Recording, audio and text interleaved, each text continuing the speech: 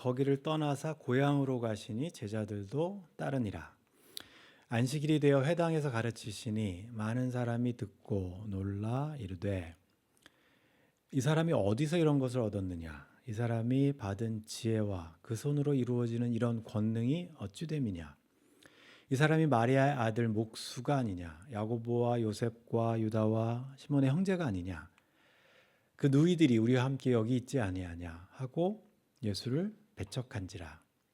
예수께서 그들에게 이르시되 선지자가 자기 고향과 자기 친척과 자기 집 외에서는 존경을 받지 못함이 없느니라 하시며 예수께서 거기서는 아무 권능도 행하실 수 없어 다만 소수의 병자에게 안수하여 고치실 뿐이었고 그들이 믿지 않음을 이상히 여기셨더라.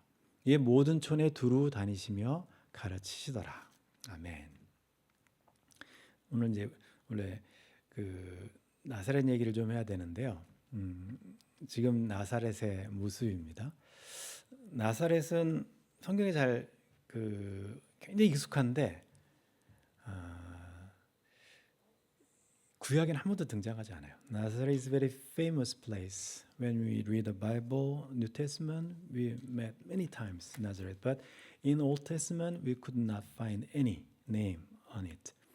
And also Talmud or another materials or Josephus, who is a very famous historian, he didn't mention about the Nazareth. So we could not find in Nazareth in the Old Testament, only in the New Testament.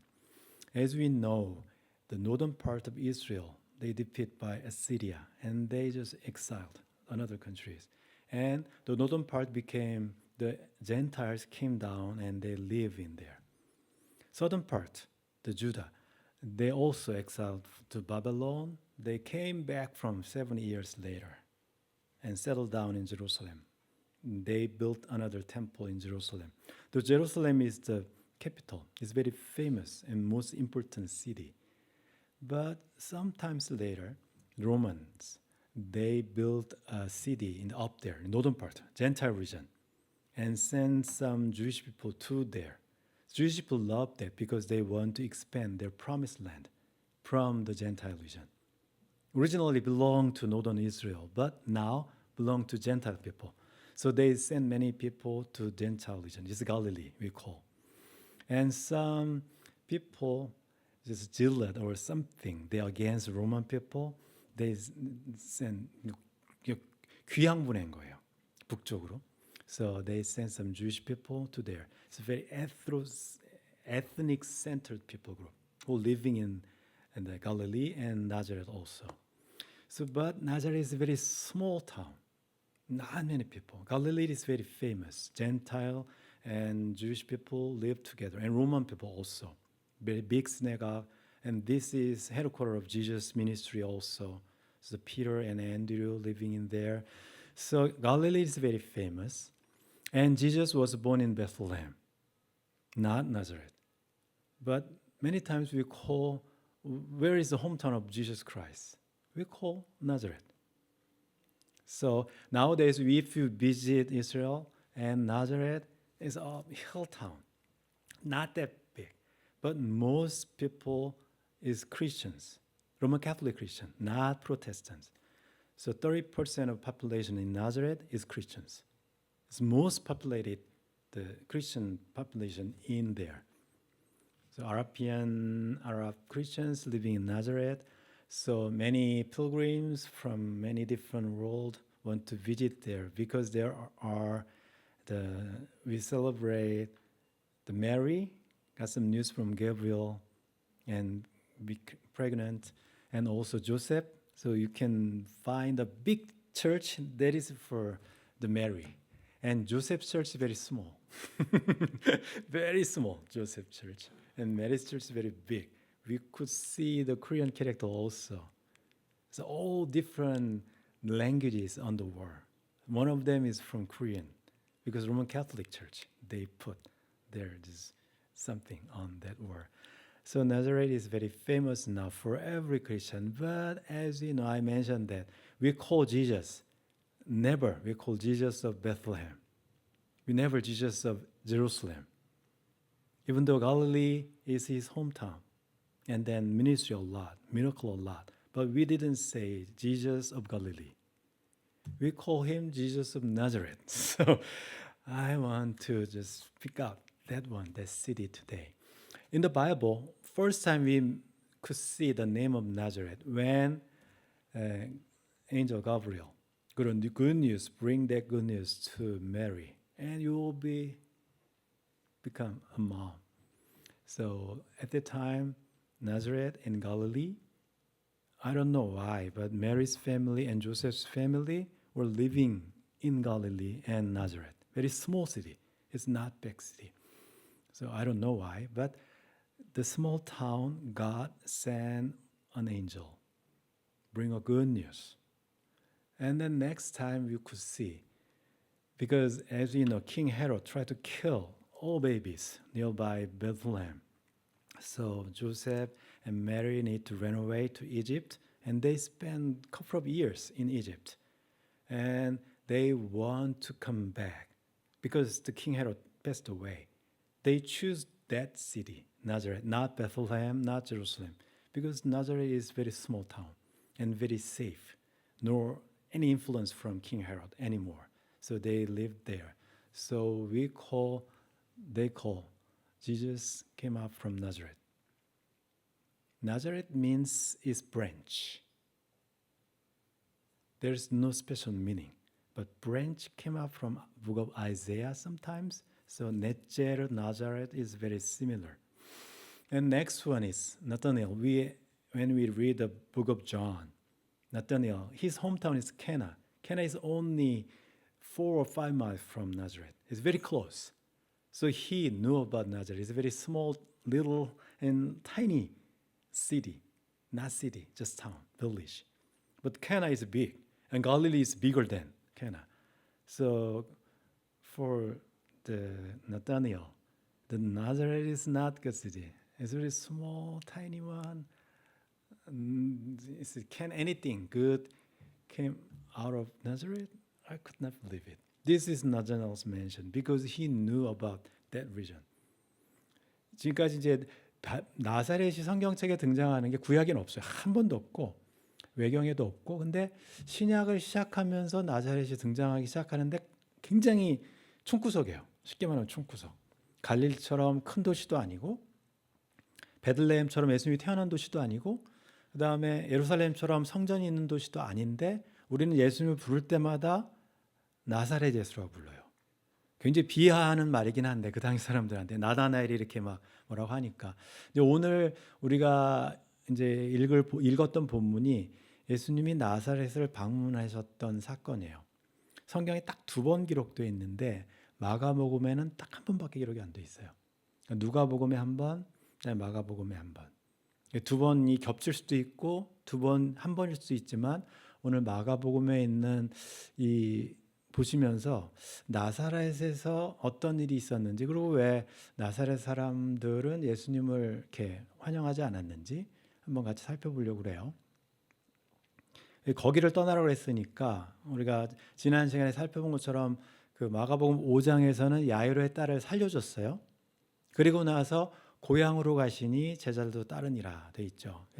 End of chapter 5 of Mark, Jesus just healed some healing miracle for blood issues, one lady, and then also he rose again, the Jairus' daughter, and they left from that city, might be Galilee, Capernaum, and they want to visit his hometown. Looks like this. It's not that far, only 20 miles from Nazareth and the Sea of Galilee. Only 20 miles. From here, Stanford is far then. So it's very close. So they and his disciples visit his hometown. And Bible verse says like this. On Sabbath, Jesus attended the Sabbath worship. Sabbath worship, they used read Torah, the 5 Pentateuch, and then the prophets. Sometimes they have a visitor. They allow him to speak or something or explain something. It's not preach. Just read the Bible. So one portion of Torah already is done.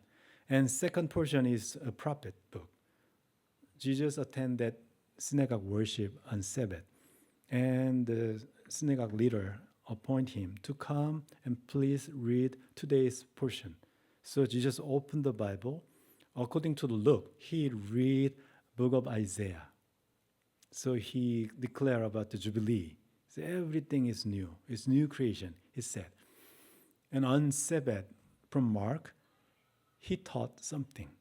And many people amazed it. Because, as I told you, Jesus spends 90% of his time living in Nazareth from very young age.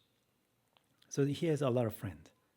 And many people knew him. He never attended any rabbinic school or any public school. Just a carpenter.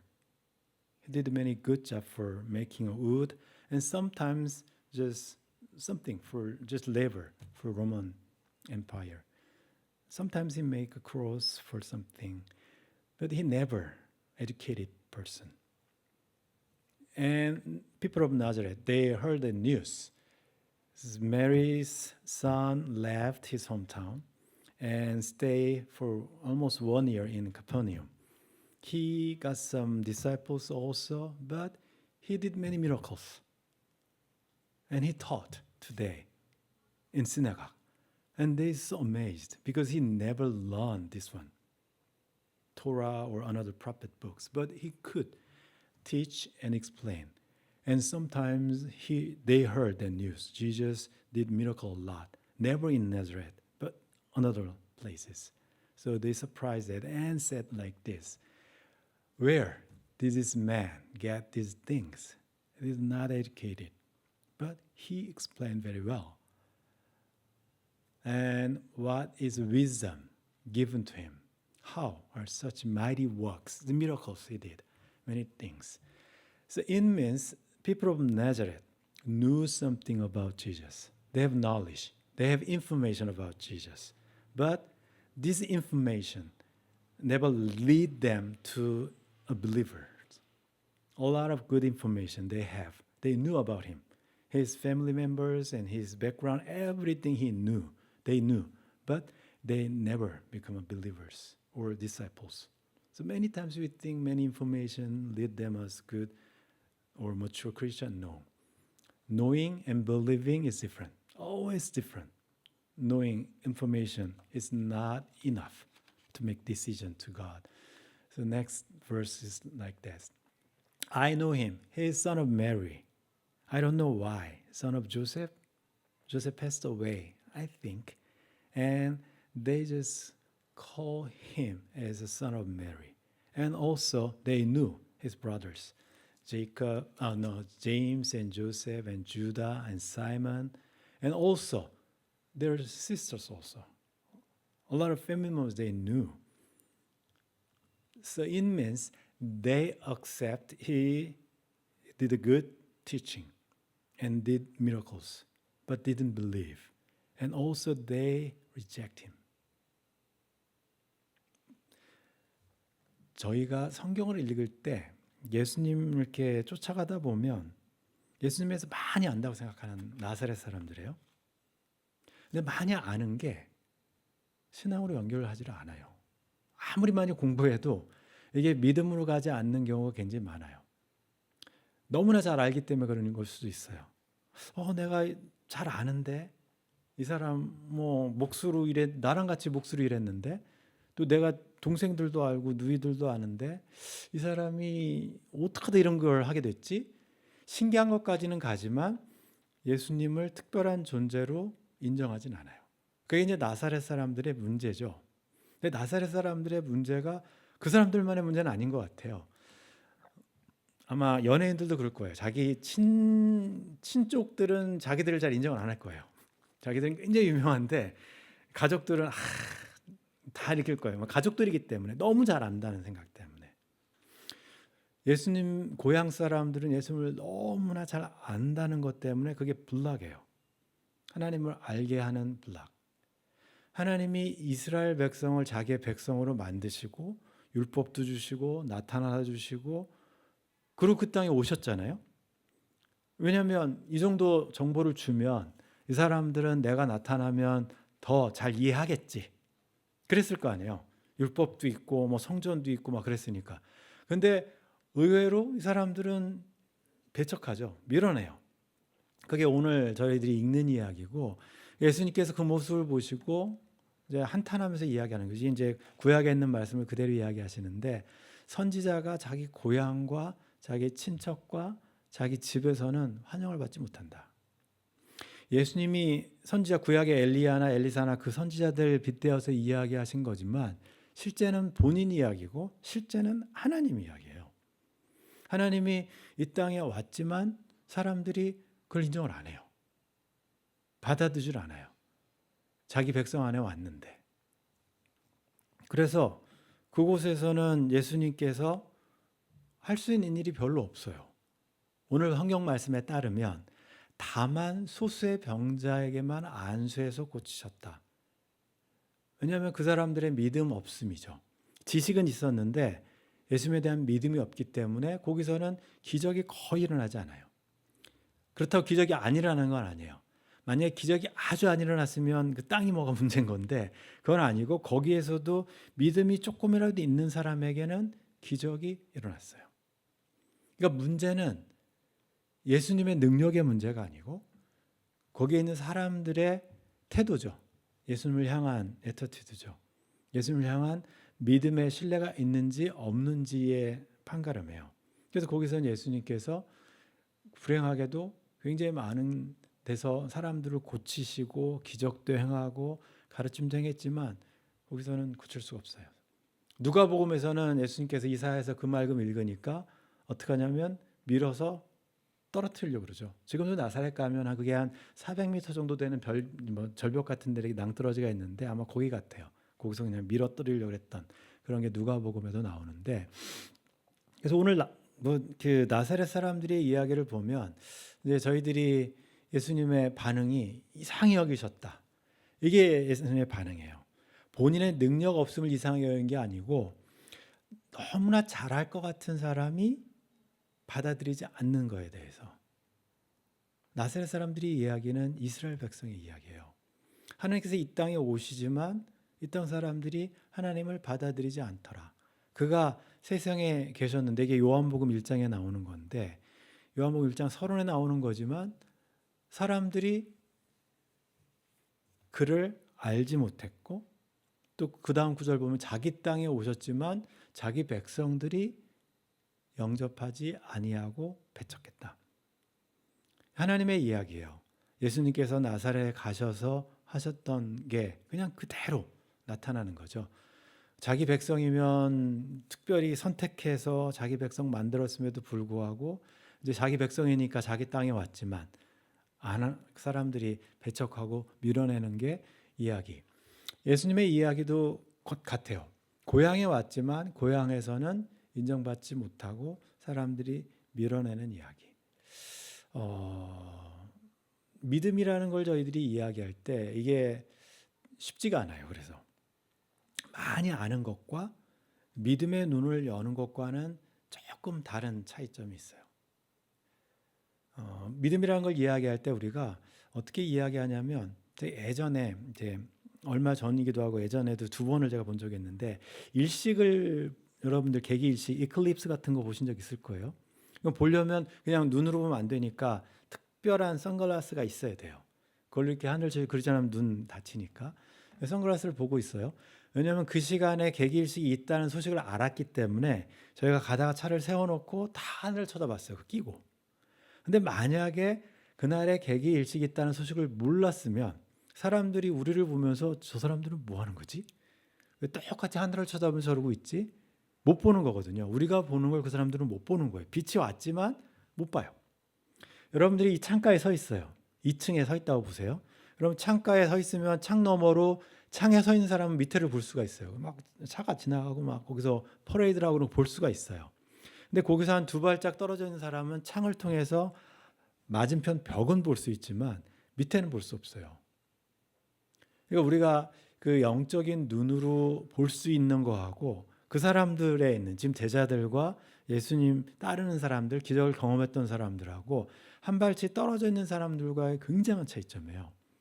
사람들은 이 세상에 빛이 오지만 그걸 보지 못하고 그냥 벽만 쳐다보는 사람이 있고, 똑같은 일이 벌어지지만 그걸 이해하지 못하는 사람들이 있어요.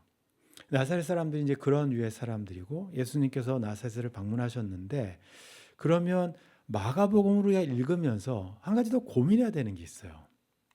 마가가 6절까지 예수님이 나사렛 동네를 방문한 이야기를 쓰고 그 다음 구절에 뭐라고 썼냐면, 12제자를 부르사 둘씩 보내며 더러운 귀신을 제어하는 권능을 주시고, 그래서 파송하는 이야기가 나와요. 바로 그 다음 구절에. 예수님이 일부러 제자들 보내기 전에 고향을 방문하셨어요. 그리고 제자들을 그 다음에 보내셨어요. 그러면 마가가 이렇게 기록한 스트럭처에 따르면 제자들이 나사렛에서 경험한 건, 우리 선생님이 고향 사람들한테 쫓겨나는 걸 봤어요. 근데 예수님이 자기들을 보내. 그 이야기는 우리도 쫓겨날 수 있구나. 우리 고향에 가도. 제자들은 선생님을 따라다니는 사람이잖아요. 똑같은 일을 당할 거라는 걸 암시를 해주는 거예요. 그러니까 마가복음은 이제 제자들을 훈련시키는 용도도 있기 때문에 나사렛을 갔다 온 제자들은 예수님도 저 사람들이 배척하는데, 우리가 더러운 귀신을 쫓아내고 귀신을 기적을 행하고 가르쳐도 사람들은 우리를 받아주지 않을 수 있어를 미리 훈련하는 거예요. 나사렛에서. 바울이 이런 글을 쓰죠. 고린도전서에 보면 자기를 사도로 부르는데, 사도를 어떻게 부르냐면 그 죽이기로 작정된 자, 사형수예요. 그러니까 사형수가 사람들한테 옛날에 고대 때는 사형 집행을 하려면 쭉 이렇게 퍼레이드를 하죠. 맨 끝에 사형수가 따라가요. 맨 끄트머리에 둔 사람이 사형수예요. 사람들이 다 구경하죠. 세상이 구경해요. 구경거리가 된 사람들이 마치 우리 같은 사도인 우리다라고 이야기를 해요. 제자들한테 예수님께서 귀신을 쫓아내는 능력을 줘서 보내지만, 이 사람들이 세상에 가면 이제 멸시당하고 핍박당하고 사형수처럼 고통당할 걸 미리 아시고 본인의 모습을 보여주는 거죠. 근데 저 모습은 예수님 십자가 지신 모습하고 똑같아요. 그러니까 바울은 예수님을 선생님으로, 스승님으로 모시기 때문에 우리 사도들도 똑같이 끄트머리에 두셨다. 만물의 찌꺼기처럼 두셨다. 이렇게 고백을 해요. 이게 이제 제자들이 나중에 경험하게 될 거의 모습이죠. 나사렛 사람들, 자기 고향, 자기랑 친한 사람들로부터 배척당하고 쫓겨나고 구경거리가 되고 멸시당할 수 있는 사람들. 근데 재밌는 건 그 제자들이 나다나엘도 비하했던 그 룩다운이죠. 나사렛에서 뭐가. 나중에 제자들은 예수님 이름에 꼭 나사렛을 붙여요. 나사렛은 힘이 없는데 나사렛 예수에는 힘이 있어요. 신기한 거죠. 나사렛은 자기들이 멸시하고 모욕하고 그런 데서 무슨 선한 것이 나려고 그러는데, 베드로와 요한은 성전에 올라가다가 그 사람을 만나서 내가 가진 건 아무것도 없다. 하지만 내가 가진 유일한 것은 하나의 이름인데, 그 이름을 이야기할 때 나사렛 예수의 이름이라는 걸 써요. 나사렛이 들어가면 굉장히 촌구석인데, 근데 나사렛이 예수님하고 붙으면 엄청난 힘을 발휘하는 거예요. 나사렛 자체로는 예수님을 배척하고 밀어내고 아주 시골 조그만 데지만, 예수님하고 붙으면 그게 촌스러운 것도 아니고, 베드로가 예수님의 이름을 부를 때마다 나사렛 예수의 이름으로 명하노니, 귀신 쫓아내고 기적을 행하고, 그걸 부끄러워하지 않아요. 그러니까 자기들도 똑같은 일을 당할 걸 미리 알았고 당했고, 그러면서 나사렛 예수의 이름으로 명하죠. 이게 오순절에 벌어진 사건이에요. 오순절 다음에 벌어진 사건이에요. 3장이. 사도행전 2장이 오순절이거든요. 예수님께서 약속하셨죠. 오직 성령이 너에게 임하시면 너희가 능력을 받을 건데, 너희가 받는 능력은 무슨 산을 움직이고 그런 능력이 아니고, 사람들이 조롱하고 멸시하고 핍박하고 배척해도 증인이 되는 것을 멈추지 않는 그런 능력. 아무리 사람들이 지금 나사렛이라는 똑같은 용어가 크리스천이죠. 크리스천이티 뭐 기독교를 이야기할 때 사람들이 비아냥거리죠. 기독교에서 무슨 선한 것이 나오겠냐고 그러죠. 2000년이 지난 지금. 미국이나 한국에서 기독교 얘기하면 절레절레 흔들어요. 근데 거기서 선한 것이 나오는 게 신기한 거예요. 거기에서 성령이 임한 사람들이 하나님께서 모든 걸 할 수 있지만 새로운 아담 같은 사람들을 오순절에 부르셔서 성령을 부어 누워 주시고 그리고 떠나세요. 떠나셨어요. 그러고선 다 됐다 해요. 왜냐하면 그 사람들이 하나님 나라를 새로 만들어갈 것 같기 때문에. 그 사람들이 가진 능력은 무슨 뭐 기적을 나타내고 막 그런 게 아니라 끄트머리에 서 있는데 창피하지 않아요. 촌놈이라고 막 이야기를 듣는데 그게 부끄러워하지 않아요. 그리고 다른 사람하고 전혀 다르게 행동해요. 그게 크리스천이에요. 그게 오순절을 지나간 크리스천들의 모습이에요. 굉장히 많은 스피리추얼 기프트를 받고 했지만 이 사람들은 자랑할 수 있는 게 나사렛 예수의 이름밖에는 내가 가진 게 없다. 근데 내 뒤에 성령께서 든든한 후원군이 되니까 나는 힘을 받아서 예수님의 증인으로 내가 살 수 있다. 이게 오순절에 저희들한테 가르쳐 주신 메시지예요. 지금도 나사렛 사람들은 아마 나사렛 유의 사람들은 예수님을 받아들이지 않을 거예요. 너무 잘 안다고 생각해서. 굉장히 많은 기독교인들이 예수님을 만약 퀴즈 내면 다 맞출 거예요. 고향 나사렛, 어디서 태어나서 베들레헴, 내 무엇 하자는 다 맞출 거예요. 근데 진짜 예수님은 잘 몰라요. 예수님이 뭘 원하시는지, 뭘 명령하셨는지, 이 땅에 오셔서 하시는 게 뭔지 굉장한 인포메이션을 가지고 있는데 너무 잘 아는 예수님이 막아요. 진짜 예수님을 못 만나게. 진짜 예수님을 만나는 방법은 성경책을 유심히 보셔야 돼요. 여기서 성경 저자들이 예수님을 어떻게 우리한테 소개하고 있는지, 제자들한테 원하는 게 뭔지, 왜 제자들 보내기 전에 나사렛을 방문하셨는지. 우리도 똑같을 거니까. 근데 나사렛을 방문했던 그 제자들은 나사렛 예수의 이름으로 고쳐요. 바울은 자기를 고백하죠. 증인이죠. 끄트머리에 있는 증인. 창피하지 않은 증인. 오순절을 지내시면서 끄트머리에 있지만 전혀 창피하지 않는 그리스도인이 되는 게 진짜 그리스도인이고요. 앞에서 뭐 유명한 자리에서 되는 크리스찬들 욕만 얻어먹어요. 잘못하면. 차라리 보이지 않는 곳에서 제가 아까 기도할 때 성령은 인비저블이에요. 제가 볼 때는 그리스도인들도 인비저블이 돼야 돼요. 사람들한테. 근데 소금이 녹아서 맛을 내잖아요.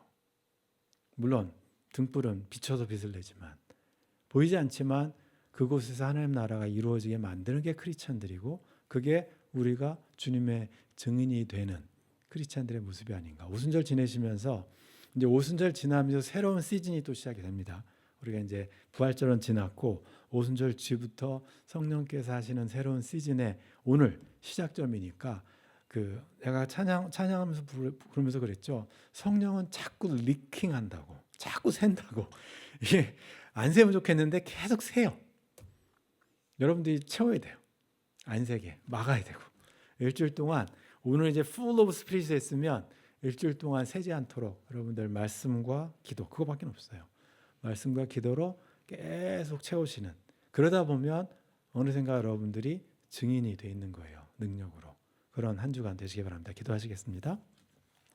하나님 아버지, 저희들 오늘 오순절을 맞아서 성령께서 우리에게 임하신 내용들, 또 예수님께서 나사렛 고향을 가셨지만 하나님이 이 땅에 오셨을 때 세상 사람들이 그 빛을